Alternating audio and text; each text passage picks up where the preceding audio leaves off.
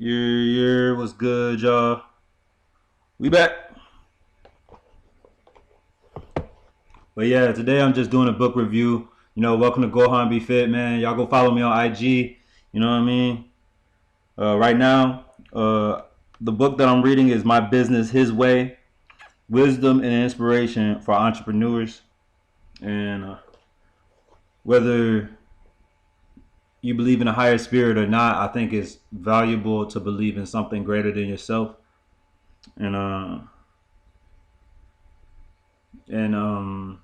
let's go ahead and jump right in. As we can see on the screen, as they danced, they sang, Saul has slain thousands, and David has his tens of thousands. Saul was very angry. This refrain galled him. They have credited David with tens of thousands. He thought, but me with only thousands? But what more can he get but the kingdom? And from what time on, Saul kept a jealous eye on David. The next day, an evil spirit from God came forcefully upon Saul. He was prophesying in his house while David was playing the harp, as he usually did. Saul had a spear in his hand, and he hurled it, saying to himself, I'll pin David to the wall. But David eluded him twice. Man. How many of us got people that close that they hurling bullshit at us, and we steady ducking and dodging, steady moving. You know what I mean? It's crazy.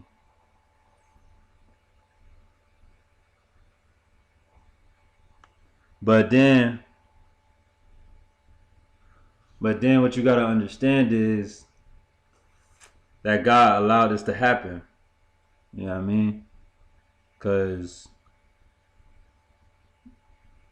you already got favor. You already got so much favor coming from the Lord. You just don't even know.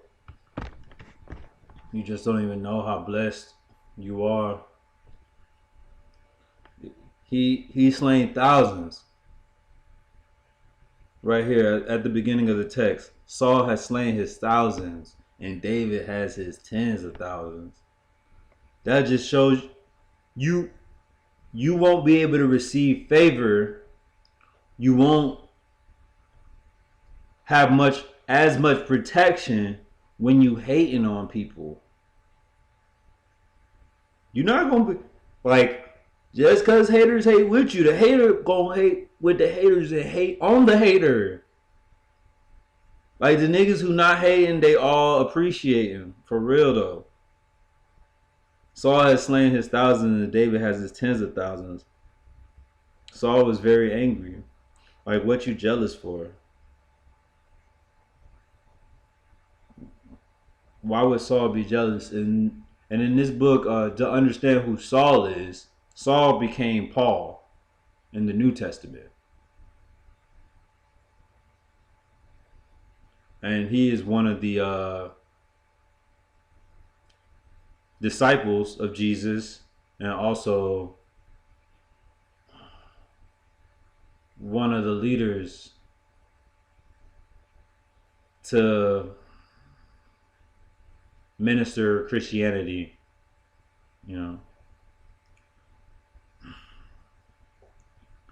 They have credited David with tens of thousands, he thought, but me with only thousands? What more can he get but the kingdom? So now he just continuing to like add on to it. Like, man, he got all this and he got the kingdom. Like, how am I? See, you gotta walk in what's for you, man. I don't know who this for, but you gotta do it for you, and you gotta walk in that, man. Cause even when you got a team, man, everybody got their role. So you gotta just play your role, play your part, man. And from that time on, Saul kept a jealous eye on David. The next day, an evil spirit from God came forcefully upon Saul. Do you understand what that means? That means that God sent a spirit He sent it from himself. It wasn't drop shipped. It wasn't sent from somewhere else. It was sent from himself to Saul. He was prophesying in his house while David was playing the harp, as he usually did. So this also lets us know that Saul could see David in his house playing his harp. He was close enough to hurl a spear that could have hit David.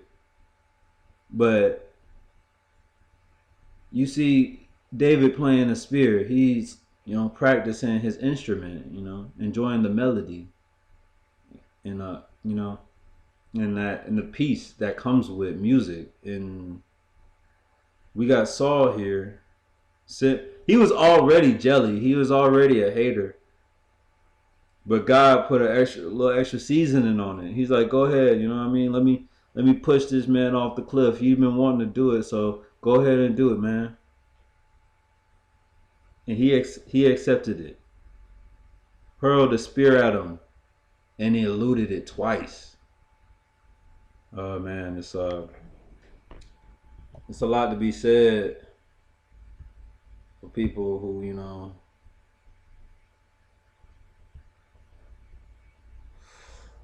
ooh, it's a lot to be said.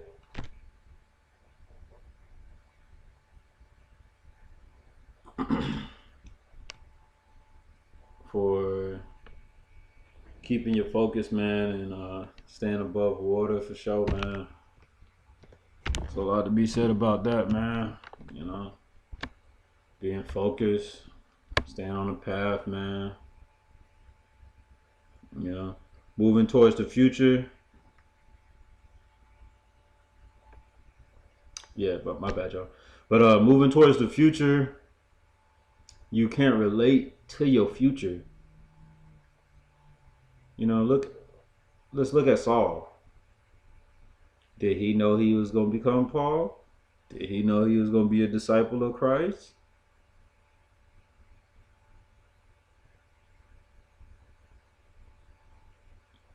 Your future is not relative to your past.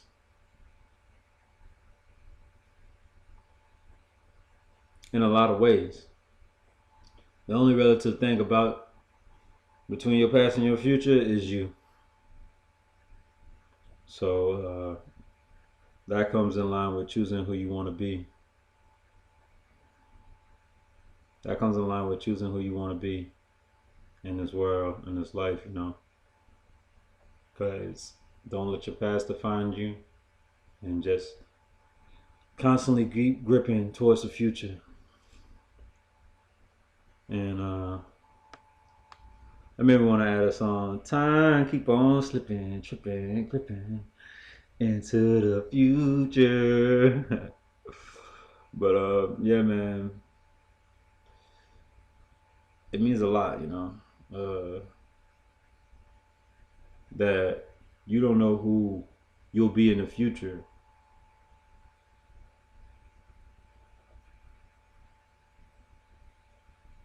But do you still want to be who you were in the past? So it's time to shake off the old and become new and be you. All right, much love to y'all, man. Like I said, man, like, subscribe, comment, and much love once again. Later.